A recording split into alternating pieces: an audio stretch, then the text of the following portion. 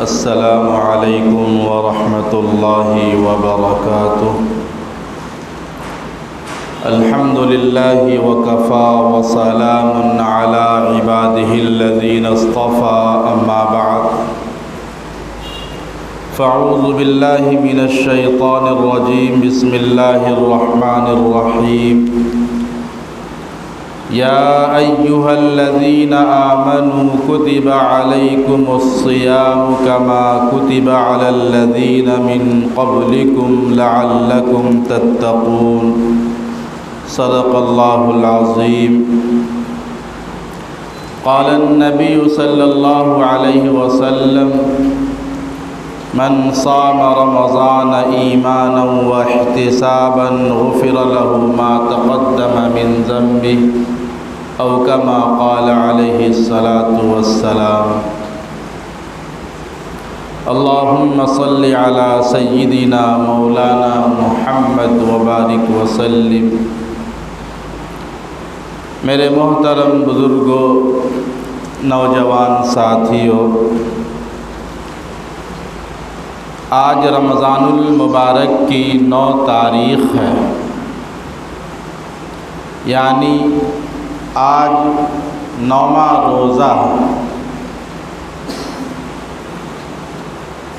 پہلا عشرہ جو رحمت کا کہلاتا ہے، وہ عشرہ ختم کے قریب ہے، یعنی کل ایک دن کا روزہ اور ہو گیا تو پہلا عشرہ جو رحمت کا ہے وہ ختم ہو جائے گا۔ خوش نصیب ہے وہ لوگ جنہوں نے رمضان المبارک کا مہینہ پایا اور اس پہلے عشرے کی قدر کرتے ہوئے روزوں کا اہتمام کیا، تراویح کا اہتمام کیا، نمازوں کا اہتمام کیا، قرآن پاک کی تلاوتوں کا اور ذکر و اذکار کا اہتمام کیا۔ بد نصیب ہے وہ لوگ جنہوں نے اس عشرے کی، اس ماہ مقدس کی روزوں کی قدر نہ کی۔ مسلمان وہ ہے، ایمان والا وہ ہے جس کو نیکی کرنے پر خوشی محسوس ہو اور برائی کرنے، گناہ کرنے کے بعد بے چینی محسوس ہو۔ اگر یہ کیفیت ہمارے اندر پائی جاتی ہے کہ نیکی کے کام انجام دینے پر خوشیاں محسوس ہوتی ہے، ہم خوش ہو جاتے ہیں، دل ہمارا باغ ہو جاتا ہے، اندر سے ہماری کیفیت سرور و مستی کی ہو جاتی ہے، تو یقیناً ہم مسلمان ہیں۔ اور اسی طریقے سے گناہ پر انسان کو شرمندگی ہو، انسان کو ندامت ہو اور غلطی کرنے کا احساس ہو کہ ہم نے جو کیا ہے وہ غلط کیا ہے، اور پھر اس کے اندر بے چینی کی کیفیت ہو، تو یہ ایمان والے ہونے کی علامت ہے۔ ہاں، اگر کسی کو یہ کیفیت محسوس نہ ہو، نیکی پر خوشی محسوس نہ ہو، برائی پر ندامت نہ ہو، تو پھر خطرے کی گھنٹی بج رہی ہے ہمارے لیے۔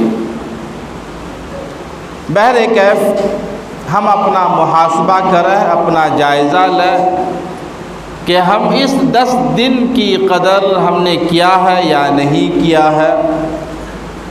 10 روزے بلکہ 9 روزے ہم نے مکمل کیے ہیں یا نہیں کیے ہیں۔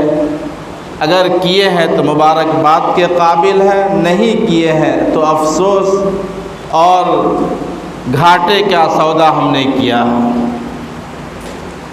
میرے محترم بزرگوں اور دوستو، شیطان کچھ عمل کو ہمارے لیے مزین کر کے دکھاتا ہے، اچھا کر کے دکھاتا ہے، در حقیقت وہ عمل اچھا نہیں ہوتا ہے۔ برا ہوتا ہے۔ افمن زُجِّنَ لَهُ سُوءُ عَمَلِهِ فَرَآهُ حَسَنًا، کہ بہت سے اعمال ایسے ہیں جس کو مزین کر کے، خوبصورت بنا کر کے، اچھا بنا کر ہمارے سامنے پیش کیا جاتا ہے، اور اس عمل کو کر کے ہم خوش ہوتے ہیں اور یہ سمجھتے ہیں کہ ہم اچھا کام کر رہے ہیں۔ ایسی بے شمار باتیں ہیں، لیکن ہر ایک کے نزدیک ایک اپنا پسندیدہ عمل ہوتا ہے جس کو اختیار کرتا ہے۔ مثال کے طور پر گزشتہ بتا چکا ہوں، موبائل کا بیجا استعمال ہم دیکھ کر کے بہت خوش ہوتے ہیں، ہمارا ٹائم پاس ہوتا ہے، ہم خوش ہوتے ہیں، حالانکہ اس سے کوئی فائدہ نہیں ہوتا ہے۔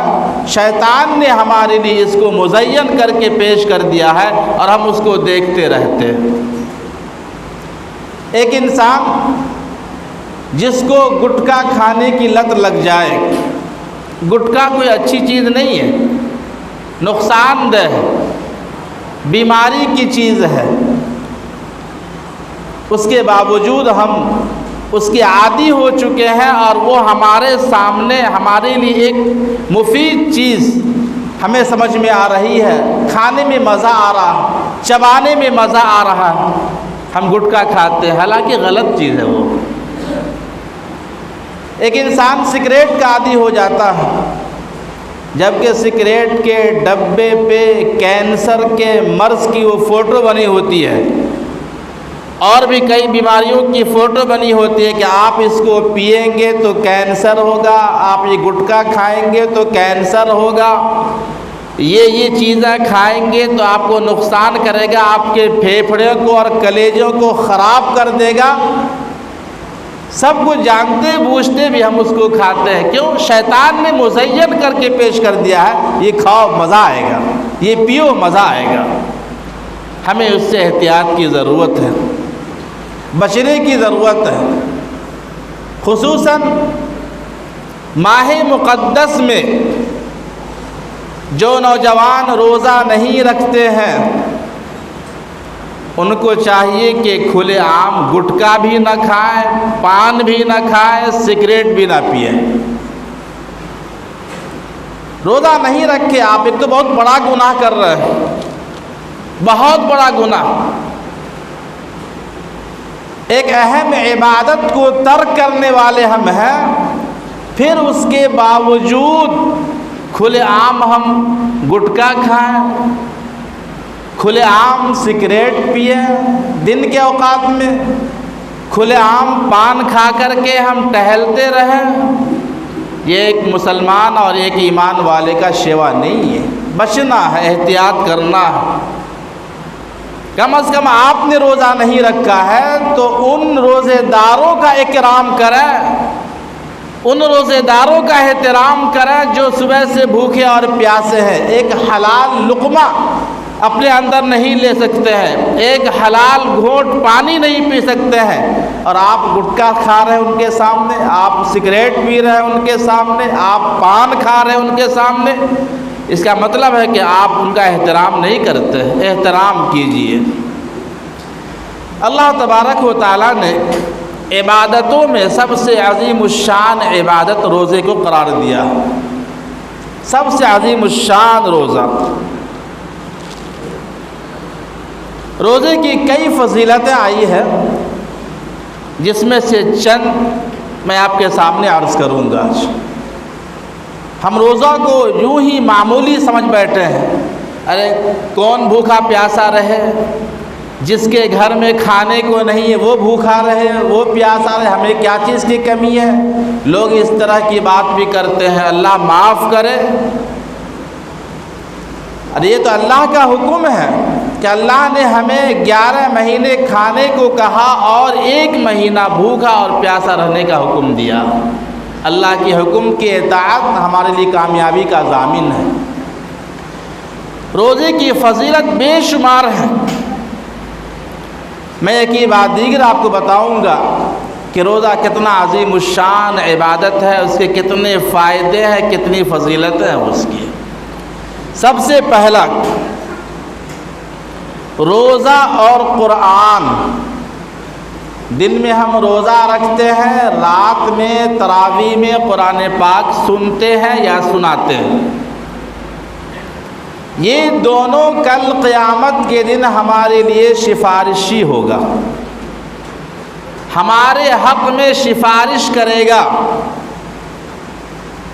روزہ کہے گا کہ اے اللہ، یہ بندہ صبح سے شام تک کھانے پینے سے رکا رہا، جائز خواہشات کو پورا کرنے سے رکا رہا، گناہوں سے بچتا رہا، اے اللہ میں اس کے حق میں سفارش کرتا ہوں، میری سفارش کو قبول کیجئے اور اس کو جنت میں داخل فرمائیے۔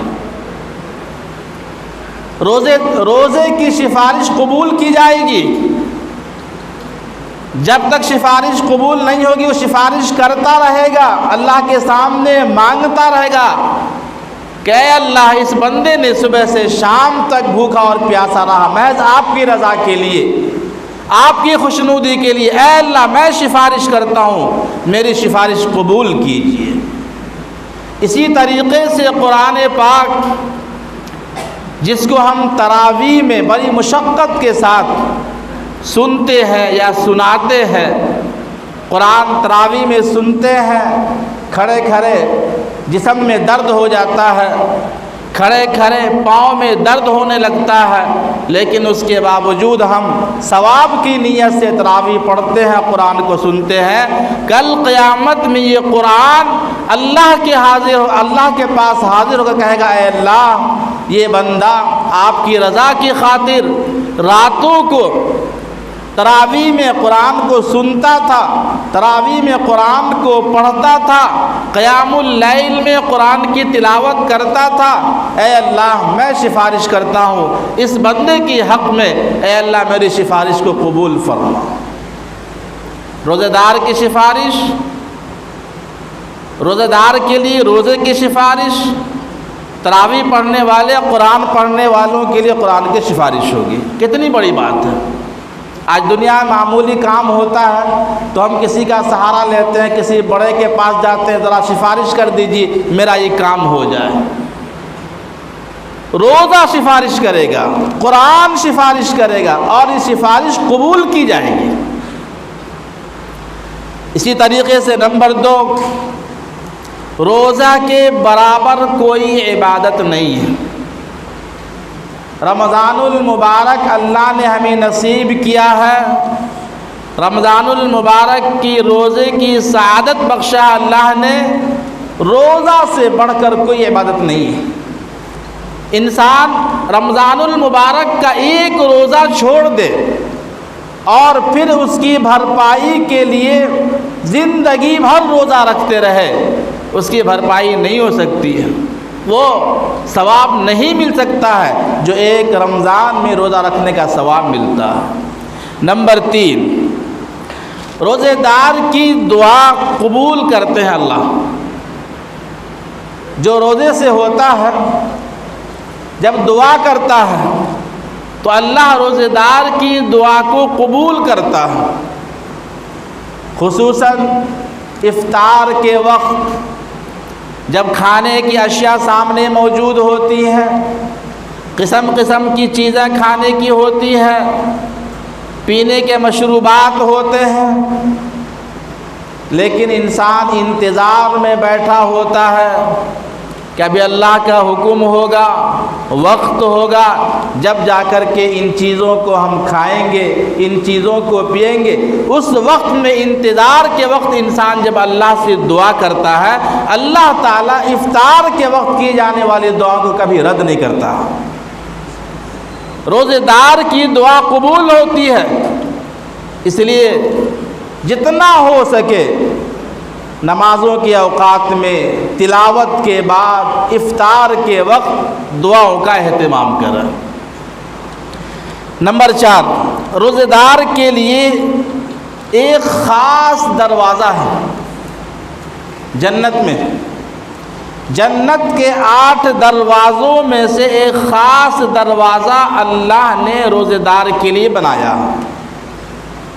جس کا نام باب الریان ہے۔ اللہ تبارک و تعالیٰ اس دروازے سے صرف اور صرف روزے دار کو داخل کرے گا۔ ریان کے معنی ہی آتے ہیں سیراب کرنے کے۔ انسان عموماً روزے کی حالت میں پیاس کی شدت کو محسوس کرتا ہے، اور پانی پینے کے بعد انسان سیراب ہو جاتا ہے۔ روزے دار باب الریان سے جنت میں داخل ہوگا۔ جنت کے 8 دروازوں میں سے ایک دروازہ باب الریان ہے جو صرف روزے دار کے لیے ہے۔ جب اس دروازے سے داخل ہوگا وہ سیراب ہو جائے گا۔ بہت فضیلت ہے روزے کی، ہم شمار نہیں کر سکتے، اتنا وقت نہیں کہ آپ کو گناؤ ترتیب سے۔ نمبر 5، روزے دار کی مغفرت کر دی جاتی ہے۔ حدیث ہے من صام رمضان ایمانا واحتسابا غفر له ما تقدم من ذنبه، کہ جو شخص رمضان کا روزہ رکھے ایمان و احتساب یعنی ثواب کی امید کے ساتھ، اللہ تبارک و تعالیٰ اس کے پچھلے سارے گناہ معاف کر دیتے ہیں۔ روزہ رکھنے کی وجہ سے ہماری مغفرت ہو جاتی ہے، ہماری بخشش ہو جاتی ہے، اللہ ہمارے پچھلے سارے گناہ کو معاف کر دیتا ہے روزہ رکھنے کی وجہ سے۔ کتنی بڑی فضیلت ہے روزے کی۔ من صام رمضان ایمانا واحتسابا غفر له ما تقدم من ذنبه، پچھلے سارے گناہ معاف ہو جاتے ہیں روزہ رکھنے کی وجہ سے۔ میرے محترم بزرگوں اور دوستو، روزہ کو اہمیت دیں، روزہ رکھنے کا اہتمام کریں۔ نمبر 6، روزے دار کو جہنم سے دور کر دیا جاتا ہے۔ جو انسان روزہ رکھتا ہے اللہ تبارک و تعالیٰ اس روزے دار کو جہنم سے کافی دور کر دیتا ہے۔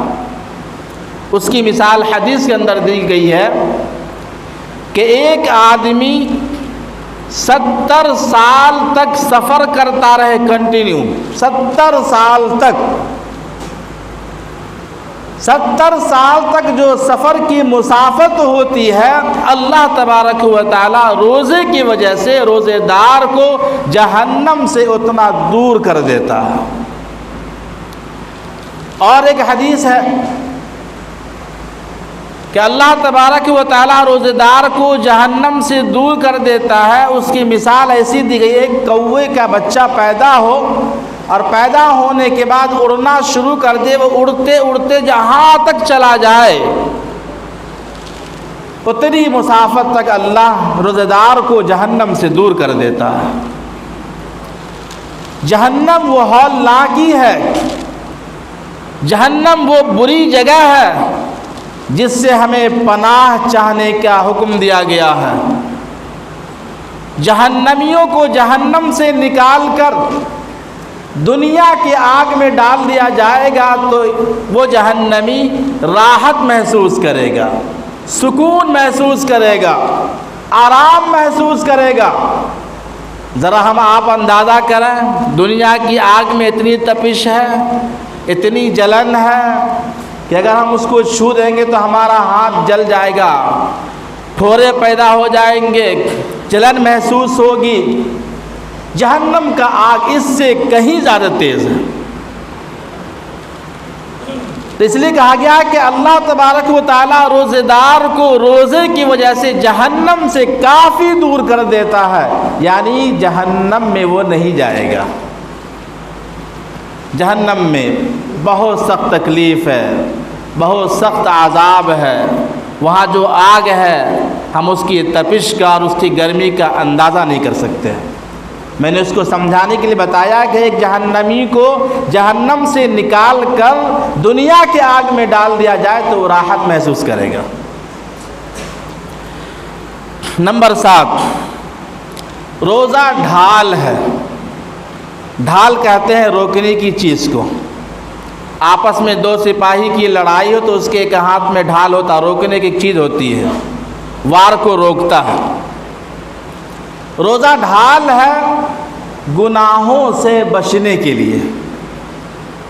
جب انسان روزہ رکھ لیتا ہے تو گناہ کی طرف وہ مائل نہیں ہوتا ہے۔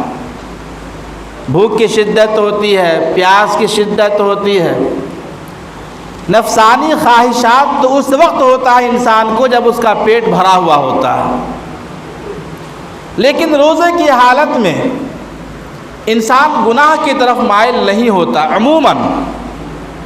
تو روزہ ڈھال ہے گناہوں سے بچنے کے لیے۔ ایک انسان روزے سے ہوتا ہے تو اس کی خواہش ہوتی ہے کہ جتنا جلدی وقت ہو جائے افطار کر لیں، پانی پی لیں، کچھ کھا لیں، گناہ کی طرف نہیں جاتا ہے۔ تو روزے کا ایک بڑا فائدہ یہ ہے کہ جب روزہ رکھ لیتے ہیں تو بڑے سے بڑے گناہوں سے ہم بچ جاتے ہیں۔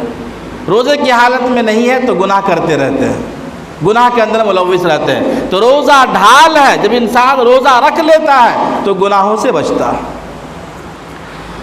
نمبر 8،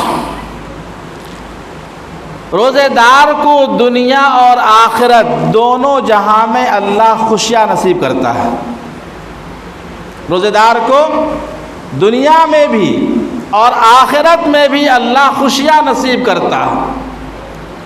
حدیث کے اندر آیا ہے کہ روزے دار کو افطار کے وقت ایک خوشی میسر ہوتی ہے افطار کرنے کی وجہ سے۔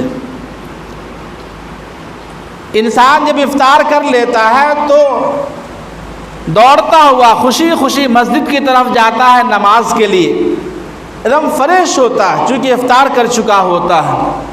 تو روزے دار کو دنیا میں خوشی ملتی ہے افطار کے وقت، جب افطار کر لیتا ہے تو اس کی ساری تھکاوٹ ہے، اس کی ساری سستی اور جو کاہلی پیدا ہو گئی تھی وہ سب ختم ہو جاتا ہے، انسان حشاش بشاش ہو جاتا ہے۔ اور دوسری خوشی جو اللہ آخرت میں عطا کرے گا روزے دار کو، وہ اللہ سے ملاقات کے وقت۔ جب روزے دار اللہ سے ملاقات کرے گا تو بہت خوش ہوگا۔ اللہ سے ملاقات بہت بڑی سعادت کی بات ہے، بہت بڑی کامیابی کی بات ہے۔ اللہ تعالیٰ اپنے روزے دار بندوں کو اپنا دیدار کرائے گا، اللہ سے روزے دار بندے ملاقات کریں گے، دو خوشیاں اللہ عطا فرمائے گا، دنیا کے اندر بھی اور آخرت کے اندر بھی۔ نمبر 9، روزے دار کے منہ کی بو اللہ کو بہت پسند ہے۔ جب ہم روزے سے ہوتے ہیں تو ہمارے معدے سے جو بو نکلتی ہے جس کو ہم بدبو کہتے ہیں، اللہ اس کو خوشبو کہہ رہا ہے۔ منہ سے جو بدبو نکلتی ہے وہ اللہ کو مشک و عنبر سے کہیں زیادہ پسندیدہ ہے۔ کتنی فضیلت ہے روزے دار کی۔ ہم روزے کی حالت میں ہے، معدے سے بدبو نکلتی ہے، اس بدبو کو اللہ نے مشک و عنبر سے بڑھا دیا۔ روزے دار کے منہ کی بو اللہ کو بے حد پسند ہے۔ بدبو ایسی چیز ہے کہ انسان کے جسم میں پیدا ہو جائے کسی وجہ سے، نہ نہانے کی وجہ سے، صاف ستھرے نہ رہنے کی وجہ سے، میلے کچیلے کپڑے پہننے کی وجہ سے، تو ایک ساتھی اس کے ساتھ چلنا اور اس کے ساتھ بیٹھنا پسند نہیں کرتا۔ اللہ نے روزے کی برکت سے ہماری منہ کی بو کی خوشبو کو خوشبو سے تبدیل کر دیا ہے، اور صرف خوشبو سے نہیں بلکہ مشک و عنبر سے زیادہ پسندیدہ بتایا ہے۔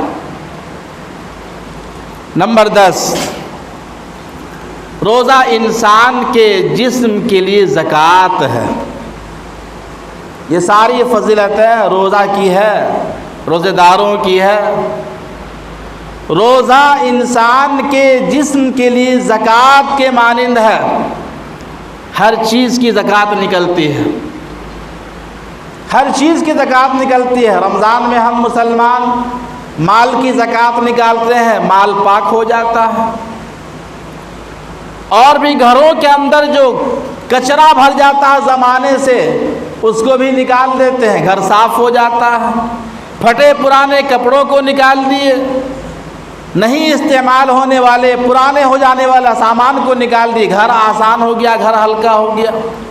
ہر چیز کے اندر زکوٰۃ نکلتی ہے، اور روزے دار کا روزہ رکھنا یہ جسم کی زکوٰۃ ہے۔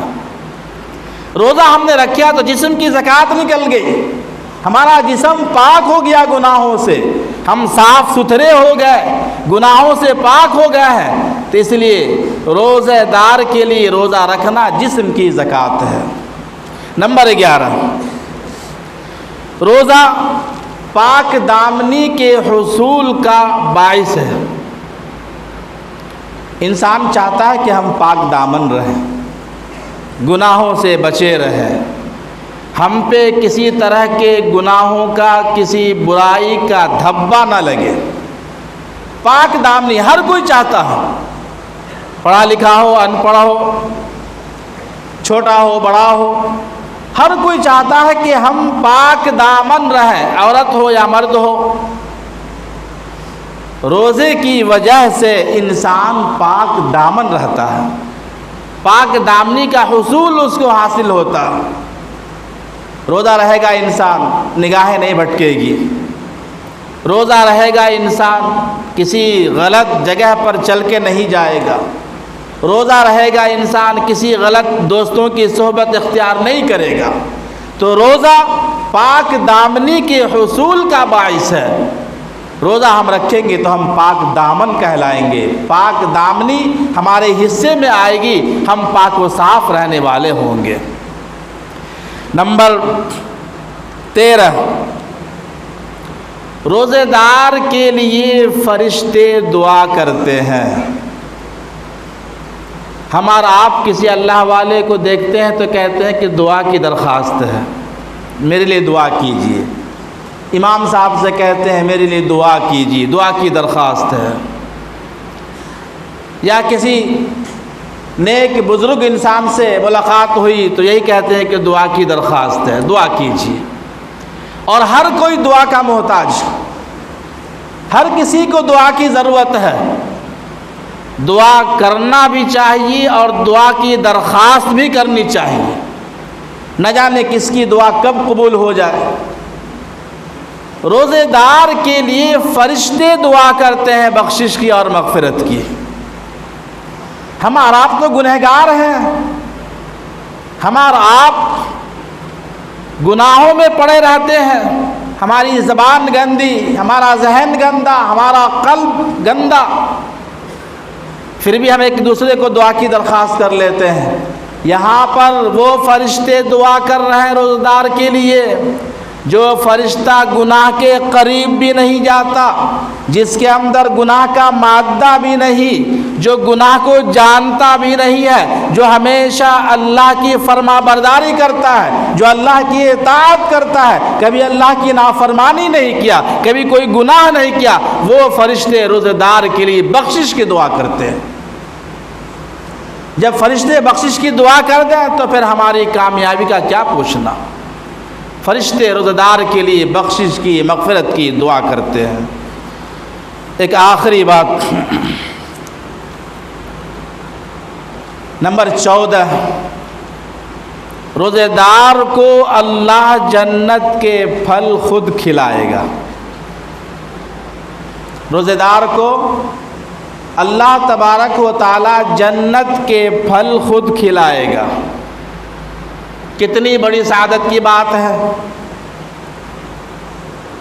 کسی محفل میں کوئی بڑا انسان ایک چمچہ آپ کو میٹھی چیز کھلا دے تو ہم خوش ہو جاتے ہیں کہ فلاں MLA صاحب نے ایک چمچہ مجھے مٹھائی کھلا دیا، فلاں صاحب نے ہمیں ایک گھونٹ پانی پلا دیا، فلاں صاحب نے ہمیں کچھ کھانے کے لیے دیا، اپنے ہاتھ سے کھلا دیا۔ آپ نے دیکھا ہوگا کسی خاص فنکشن کے موقع پر ایک دوسرے کو لوگ کھلاتے رہتے ہیں اور بڑوں سے کھانا پسند کرتے ہیں، خوش ہو جاتے ہیں۔ دنیاوی اعتبار سے وہ بڑا ہے، اپنی جگہ ہے، اس کے ہاتھوں سے ہم کھا کر کے خوش ہو جاتے ہیں۔ کل قیامت میں جنت میں اللہ تبارک و تعالی جو ہم سب کا خالق و مالک ہے، جو ہم سب کا رزاق اور پالنہار ہے، جو اللہ اس کائنات کو چلا رہا ہے، جو اس کائنات کا مالک ہے، وہ اللہ اپنے ہاتھ سے ہم روزہ دار کو پھل کھلائے گا۔ روزہ دار کو اللہ اپنے ہاتھوں سے جنت کا پھل کھلائے گا۔ یہ کتنی بڑی سعادت ہے۔ میں ان لوگوں سے کہوں گا جو روزے کو اہمیت نہیں دے رہے ہیں، ابھی بھی وقت ہے روزے کا اہتمام کریں۔ میں یہ 14 فضیلتیں صرف اس لیے سنایا تاکہ روزہ رکھنے والوں کو خوشی میسر ہو اور نہ رکھنے والوں کو ندامت ہو، اور اللہ ان کو توفیق دے روزہ رکھنے کی۔ روزہ رکھیے، بہت بڑی عبادت ہے روزہ رکھنا، اور بھی بے شمار فوائد ہیں، انشاءاللہ آئندہ بتاؤں گا۔ اخیراً یہ بات عرض کر دوں کہ اللہ تبارک و تعالی ہم پہ بڑا مہربان ہے۔ اللہ تعالی، حضرت علی سے روایت ہے کہ اللہ تبارک و تعالی اس امت کو عذاب دینا چاہتا تو اس کو رمضان عطا نہیں کرتا۔ اس امت کو عذاب دینا چاہتا اللہ تو اس کو روزہ رمضان عطا نہیں کرتا۔